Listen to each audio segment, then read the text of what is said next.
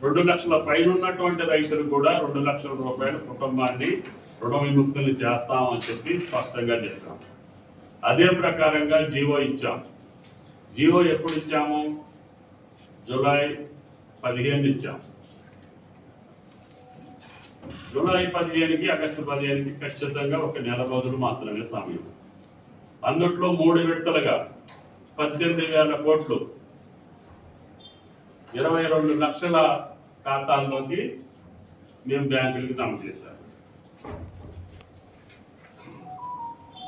వాటిలో కొన్ని బ్యాంకులు చేసినటువంటి తప్పిదాలు కావచ్చు, ఆధార్లో ఉన్నటువంటి తప్పిదాలు కావచ్చు, లేదు బ్యాంక్ అకౌంట్లో ఉన్నటువంటి తప్పిదాలు కావచ్చు, వీటినన్నింటినీ కూడా మేము ఆగస్టు 14వ తారీఖున ఒక సర్క్యులర్ ఇచ్చి వ్యవసాయ శాఖ అధికారులందరినీ కూడా ఏ ఖాతా అయితే ఎర్రల వల్ల ఆగిందో, రుణమాఫీ కాకుండా ఆగిందో, వాళ్ళ రైతు ఇంటికి వెళ్ళి మీరు దాన్ని సరిచేసి అప్లోడ్ చేసి ఆ బ్యాంకు నుంచి ఆ ఖాతాలోకి డబ్బులు వెళ్ళేటట్టుగా చూడమని చెప్పారు.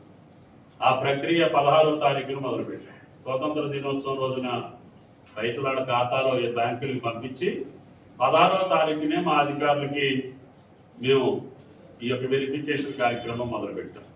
రైతులు ఎవరైనా అనుమానం ఉన్నా, ఒకవేళ మీ ఖాతాలోకి జమ కాకపోయినా మీరు తప్పకుండా మండల వ్యవసాయ అధికారి కావచ్చు, రైతు వేదిక దగ్గర ఉన్నటువంటి అగ్రికల్చర్ ఆఫీసర్ కావచ్చు, ఏఈఓ కావచ్చు, మండల వ్యవసాయ అధికారికి మీరు దరఖాస్తు చేసుకుంటే అతనే ఇంటికి వచ్చి మీ యొక్క అకౌంట్ నెంబర్ తప్పుందా, ఆధార్లో ఏమన్నా తప్పుందా, లేదు పేరులో ఏమన్నా తప్పు పడిందా, ఎందుకు ఆగింది అనే వివరాలు మీకు చెప్పి ఆ అమౌంట్ మీ ఖాతాలో ఎక్కించేటటువంటి బాధ్యత వ్యవసాయ శాఖ తీసుకుంది.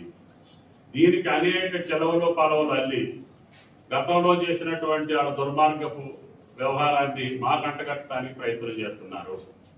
మేము గతంలో రుణమాఫీ ఏ పద్ధతుల్లో జరిగిందో అదే పద్ధతుల్లో కొనసాగిస్తున్నాము. ఏ మాత్రం కూడా తేడా లేదు. అప్పుడు కుటుంబాన్ని దృష్టిలో పెట్టుకునే రుణమాఫీ జరిగింది. దానికి కుటుంబం నిర్ధారించేటటువంటి పద్ధతి ఆ రోజు కూడా ఆ కుటుంబానికి ఉన్నటువంటి తెల్ల కార్డును చూసి కుటుంబ నిర్ధారణ చేశారు.